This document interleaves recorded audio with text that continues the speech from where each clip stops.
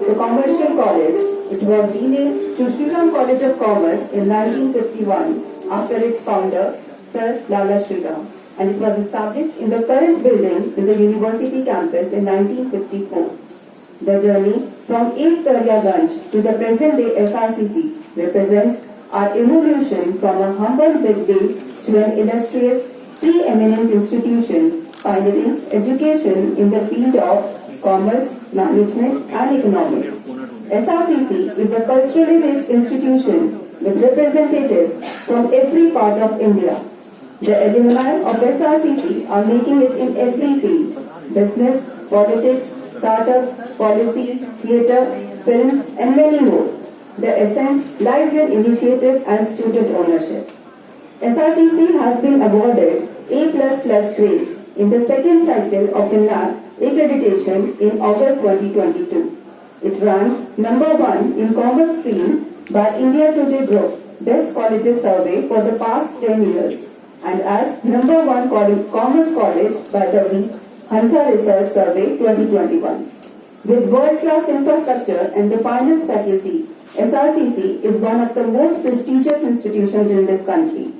In 2026, as Srcc shall complete 100 years of its journey, it is swiftly heading towards being a college of global choice.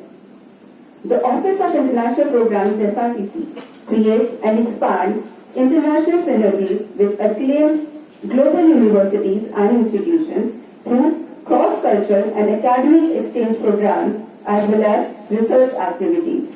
The office also anchors summit on universal issues to inculcate and nurture talents of students, thus helping them reach global heights. We would like to present before you a glimpse of OIT Srcc through this video.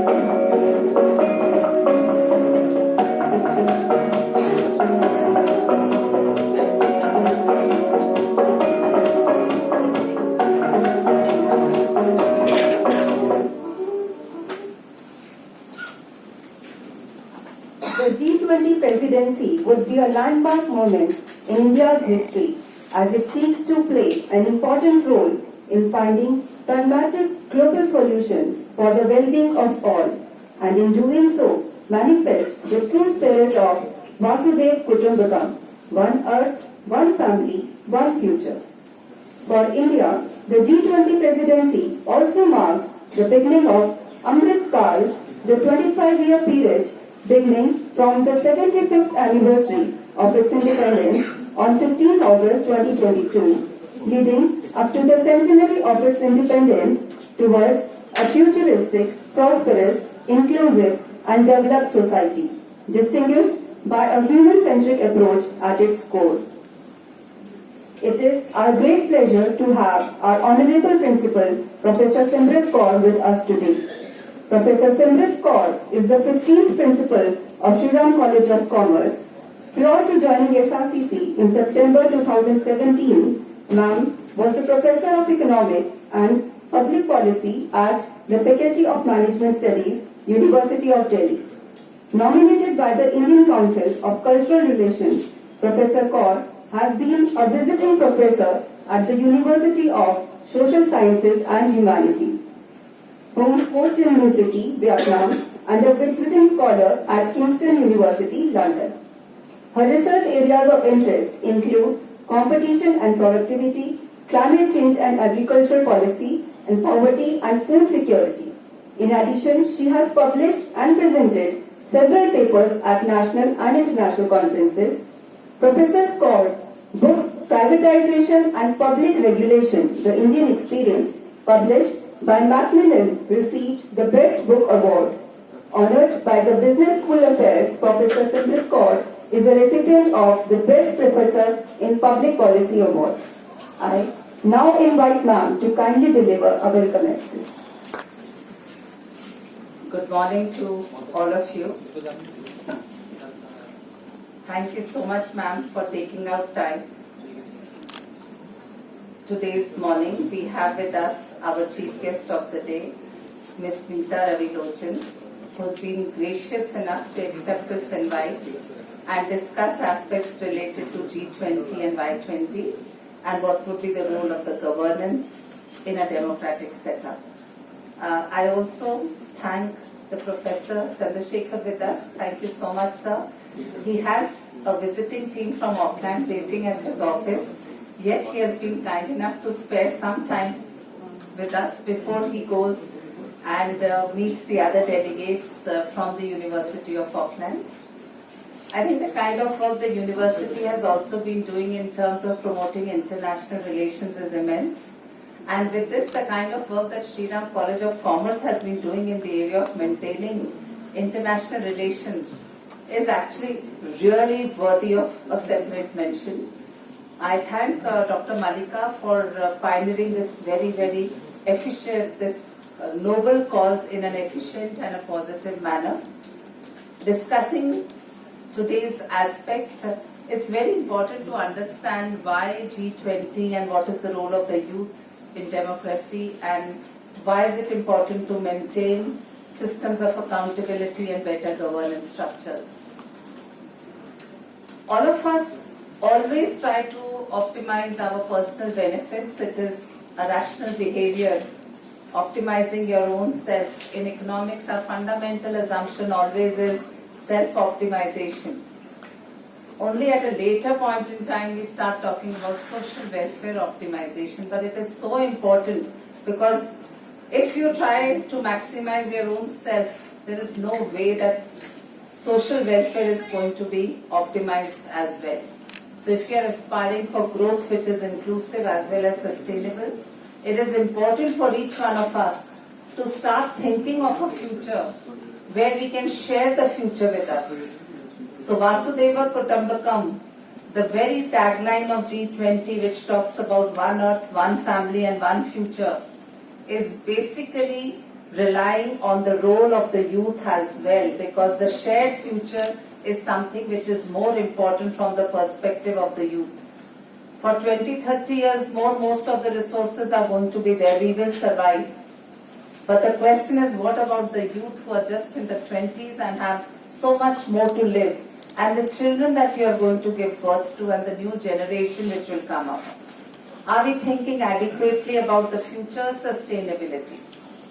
With conflicts and climate change being at the forefront, what is it that is required so that we can all very proudly say we left something positive for the future generations as well and did not consume all the natural resources and other resources which were made available to us, because exploitation of resources is not desirable from a sustainable angle. So my humble submission to the youth of the country, youth of Sriram College of Commerce, start thinking in a more holistic manner. I know you are already thinking, but please scale it up. Scalability is important and the role of the youth is immense. In a world which is digitally connected, in a world where we have Industry 4 revolutions, in a world where you can also analyze big data within seconds, actually gives you the crux where you can utilize the data and start investing in resources which will ensure a future which is sustainable. And if you look at the wonderful logo of G20, the lotus, the basic ethos of the lotus is we continue to strive despite the challenges. It is grown in a place where the water is not conducive, yet the flower always flourishes. So please remember, don't blame your environment. We are there to change the environment, so be the change you want to see. And we all together must work for a future environment where we can all look at it of a future which is full of peace, full of harmony, and also adequate resources which we in current generation are going to lead forward for the future. Thank you so much once again, Dr. Malika, for organizing and making the youth aware of these very pertinent issues. My compliments to the Government of India and of course the representative of the Government of India that we have today, Ms. Meeta ji, and also our own representative from International Relations and University of Delhi for sparing their time to flare up and ignite in the youth how to align themselves with the philosophy of the G20. Thank you once again for this opportunity, and my panelists, I hope you have a wonderful day, and because of you my students are going to have a very fruitful interaction. Thank you sirs for the time that you've been able to spare with us. Thank you so much.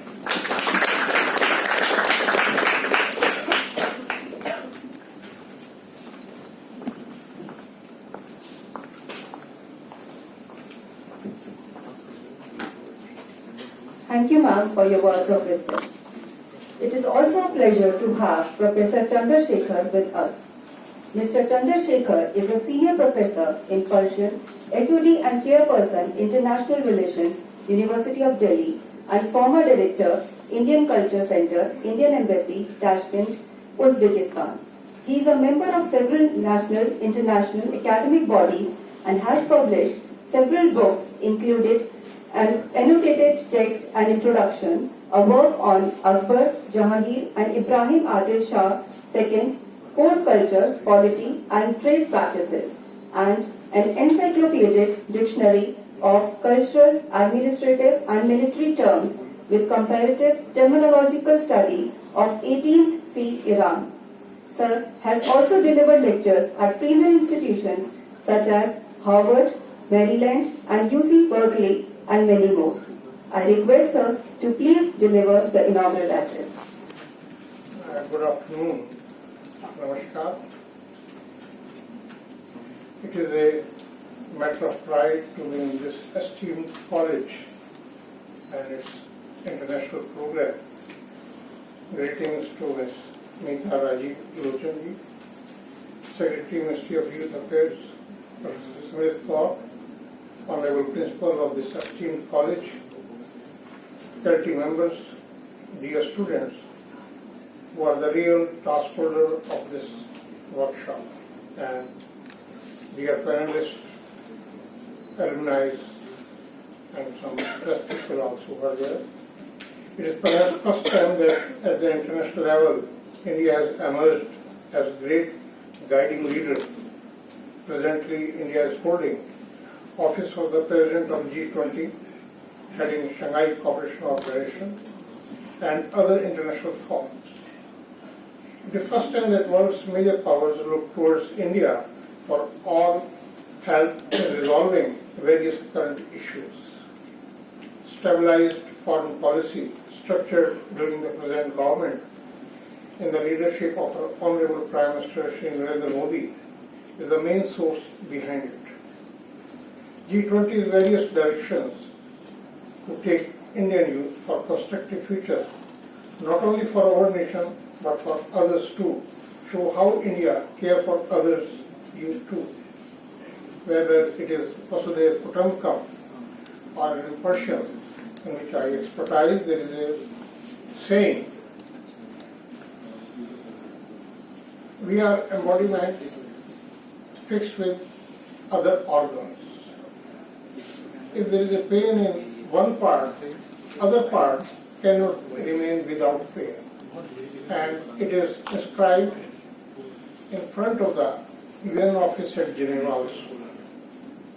To train youth of other countries in cultural relations with whom I have worked for more than 4 years, organized a program, Generation Next, Democracy Next Network Program.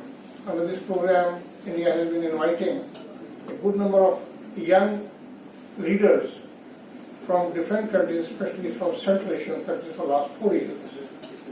As India presides over the 2023 G20, it prioritized human-centered development and hence Vasudhaiva Kutumbakam, which translates world is one family, that espouses the idea of universal brotherhood and the unity of all living beings. Therefore, the theme of this year is One Earth, One Family and One Future. And this is the way how we want to connect our young minds who are spread over in every corner of the world. In fact, if any country is growing, it is due to the contribution of our youth, of any area, whether it is at the low level or the highest level. And I need not to tell the names. Every one of us know. The theme of the workshop, Shared Future, Youth in Governance and Democracy, is incredibly relevant in today's world. Young people represent the future of our society and are essential to building a democratic and sustainable future and contribute to our nation building basically. I hope everyone present here know the number of youth getting education in Delhi University. Sometimes we being part of this university, we don't realize. I was in Dubai last week in Silk Road University Network General Assembly. It was the first time Delhi University was invited as a full member. When I informed the assembly that there are 140,000 regular students in our university, more than 400,000 students getting education through distance mode, School of Open Learning and even non-college women's board. More than 25,000 faculty members,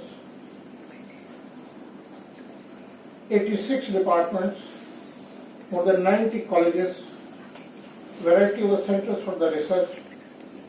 This is how we are providing education to our young generation to become not only leader in our country but leader in all spheres throughout the world, and they are already existing there.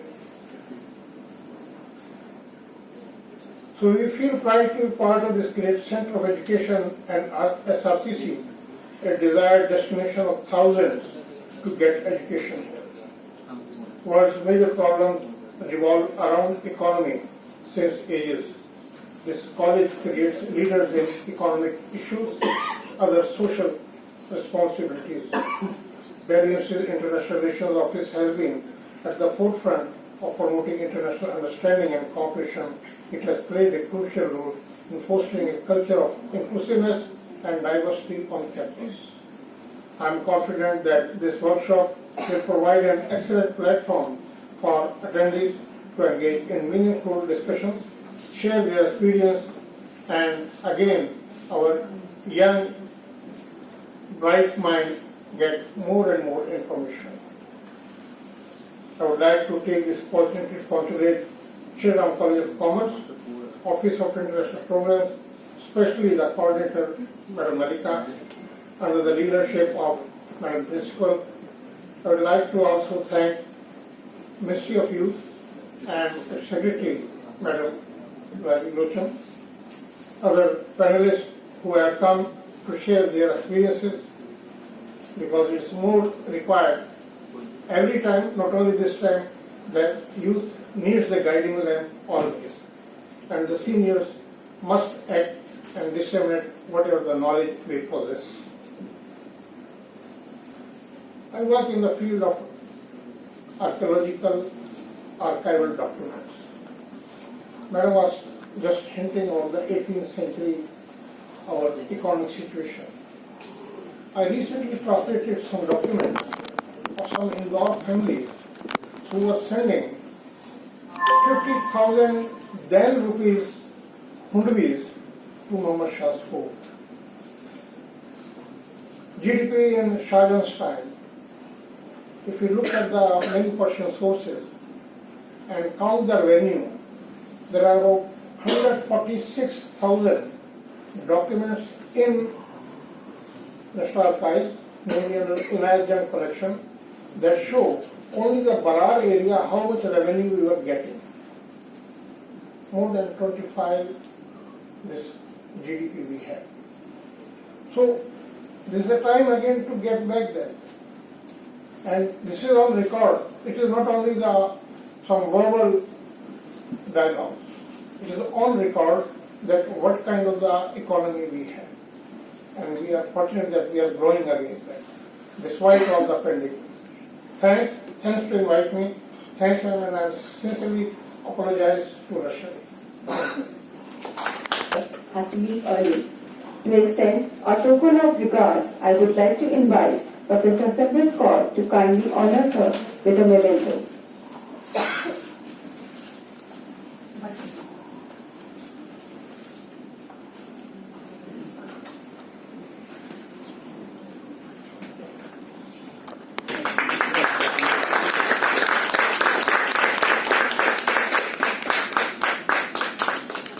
It was a pleasure having you here, sir. At the Broad-Based Committee for Gender Analysis and Budgeting, Ministry of Women and Child Care. She is the coordinator for Ministry of Education, Earth Economics, and is currently serving as a member of Foreign Student Registry and member Special Task Force on Global Ranking, University of Delhi. Ma'am has been nominated as a member of the National Startup Committee, FICCI. Ma'am, I request you to please address the gathering.